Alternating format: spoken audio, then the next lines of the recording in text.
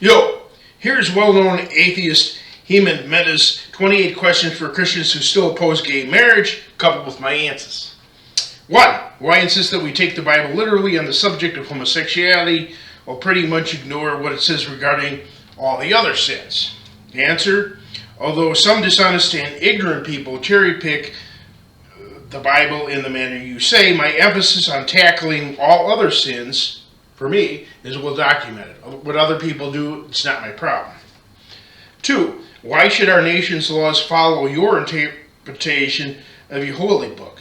The answer? Because my interpretation is consistent with the interpretation of the earliest churchmen who were godly de facto. 3. What's a bigger problem in your opinion? A gay couple getting married or a straight couple getting divorced? The answer? A straight couple getting divorced, since it's a breakup of a God-ordained relationship, while in God's eyes the gay couple made no change whatever in their status. 4. If gay marriage and straight divorce are both sins, why do you spend so much energy fighting a gay marriage? The answer? This question does not apply to me, since I spend my time and energy fighting other things. Now, why do you spend so much energy promoting gay marriage? 5. Why are you so obsessed with what other couples do in the bedroom? The answer for me, no, I'm not. Ask someone who is. 6. Do you think children are better off with 2 loving gay parents or 2 straight parents who fight all the time? Answer. To answer your either or fallacy, 2 straight parents who fight all the time, on condition that they only fight with each other and don't abuse their children. 7. Would you rather a child live with a single Christian parent or a loving mother and father who are hardcore atheists? The answer? Another either-or fallacy. Okay, the loving atheist couple, on condition, though, that they don't indoctrinate the child with atheism.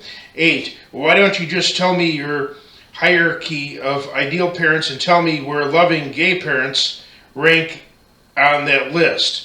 Again, that's a terrible question for me because I'm not even a parent. But anyway, answer. Instead of giving a hierarchy, here's my ideal. A loving father and mother who are non-hypocritical practitioners of conservative Christianity and financially stable, intelligent, and wise. 9. How many close gay friends do you have? Actually, I have no friends, so forget that. It's ridiculous. If any, how many do you think consider you a close friend? Meaning how many of them consider you a close friend? Again, it doesn't even apply to me. I live like a hermit because they don't trust me. And you're saying that if you have a straight conservative person has a gay friend, it's a fake friendship or whatever. I don't know what he's talking about. But anyway, answer. I don't, like I said, I don't see any friends of a loner. But I used to have 2 close gay friends who knew, and they even knew I opposed same-sex marriage. It's your arrogant presumption to say they didn't consider me a close friend. They kind of agreed with me. Trust me on this. 10. How has your life changed since gay marriage became legal everywhere? Answer, no, it has not. And neither has it changed on account of numerous bad things that happened to others and not to me.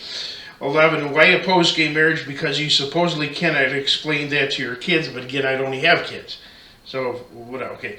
And then he's a smart remark. He says, I'll do it for you. Here's the answer for his smart remark. 2 people love each other, so they got married. I could love a toy poodle, and I don't think we should get married. But anyway, I digress. Answer. What people cannot explain to their children are the questions that arise about how they have sex, not the wedding itself. 12. How long do you think it will take before evangelical Christian churches finally embrace gay marriage? Because I give it a decade or less. Answer. It doesn't matter how long it will take, since majority opinion never creates or equals truth. Jesus is the same yesterday, today, and tomorrow forever. Others who They goof up, and that's their problem.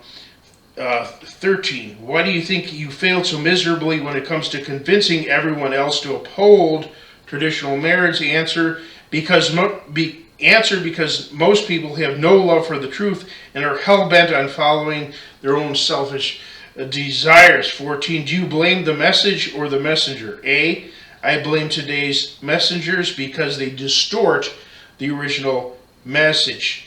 15. Either way, why keep using the same arguments and promoting the same leaders? It's not working. Answer, yeah, I agree. That's why I advocate using different arguments and promoting different leaders, those who uphold third position politics. 16. How come the worst stories of discrimination I ever hear coming from Christianity involve a bakery owner being paid to make a cake they didn't want to make, while like every LGBT person I've ever met has a personal discrimination story that's so much worse? The answer, first, you ignore the fact that in other parts of the world, Christians have been tortured and killed for their faith. Second, many gay people probably lie about having suffered terrible persecution when they did not. 17, if the Supreme Court made the wrong decision and it's unfair for some judges to overturn tradition, then why was it wrong when they overturned segregated schools? Answer, they were also wrong to overturn segregated schools.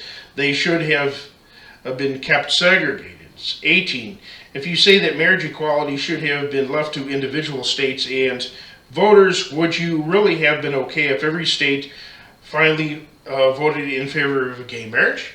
Answer, I never say that any moral decision should be entrusted to any sector of our corrupt government.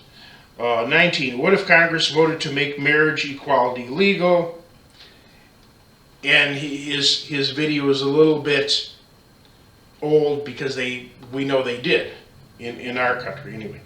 The answer, they are still dead wrong. How about overthrowing a rotten government and installing a righteous government in its place?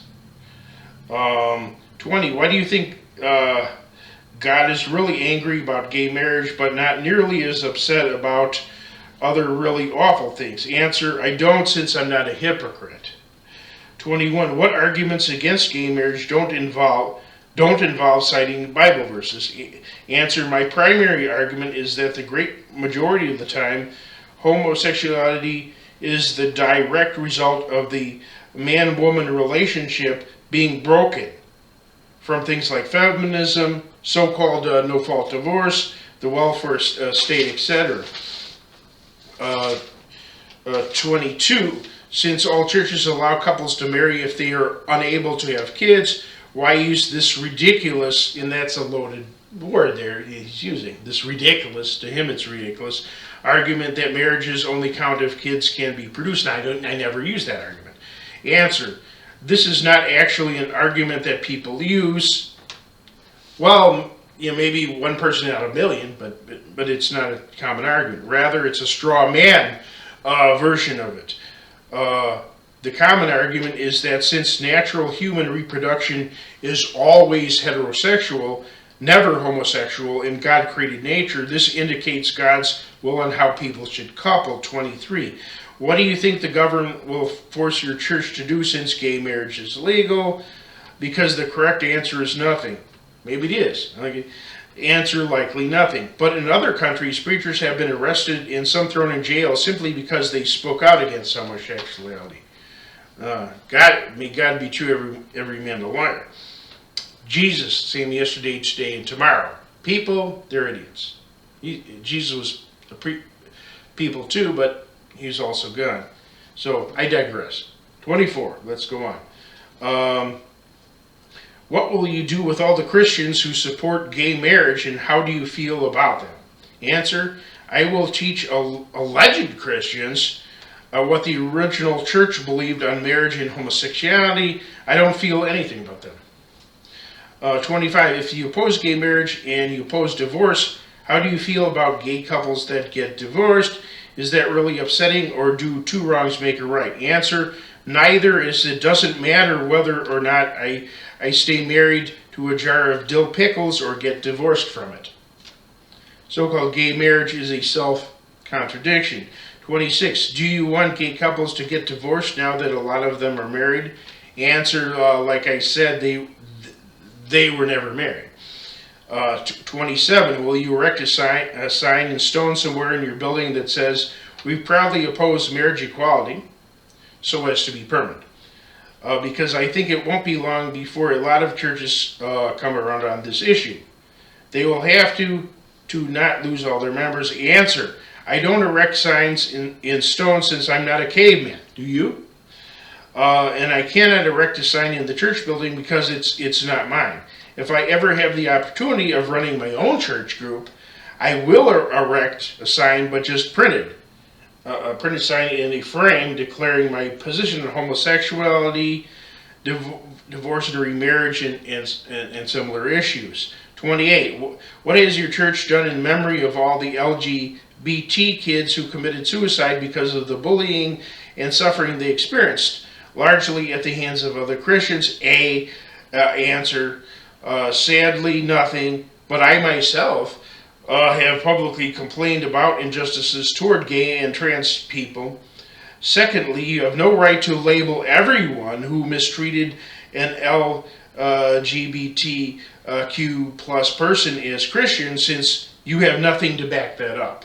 It just is your word. Thirdly, what have you done in memory of the millions of straight people around the world who have suffered horrible abuses for various reasons? Answer, nothing.